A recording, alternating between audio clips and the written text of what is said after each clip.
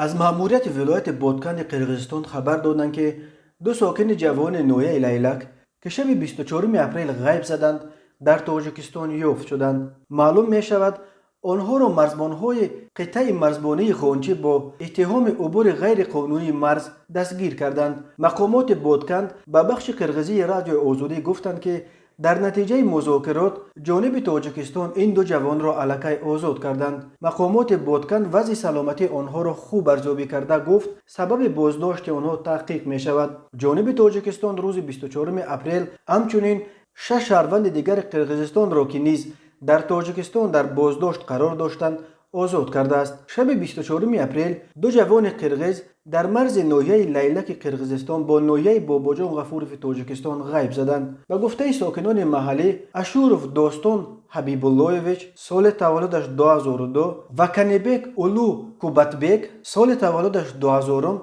در ساختمان یک کارگاه دوزندگی در دهه اکس اوچی جماعت بشکنت ناحیه لیلک در نزدیکی مرز با ناحیه باباجان غفورف کار میکردند. آنها شام 23 اپریل تا ساعت 22 کار کرده سپس با مقصد پاسبانی مواد ساختمانی در محل ساختمان ماندند و شب را در خیمه گذراندند، ولی آنها صبح برای نانوشته به خانه برنگشتند. اندیشه ها به محله پاسبانی آنها آمده دیدند که جوانان غیب زدند. در شبکه‌های اجتماعی یک ویدیو از جای حادثه نشر شده است. در این ویدیو یک زن ظاهراً مادر یکی از جوانان گم شده با صدای گریان ایزی خون در پای افزال یکی از آنها را نشان می‌دهد. او میگوید مرزبان‌های تاجیک نیز در جای حادثه قرار دارند و او از جانب تاجیکستان نیز برای یافتن این دو جوان کمک می‌طلبد.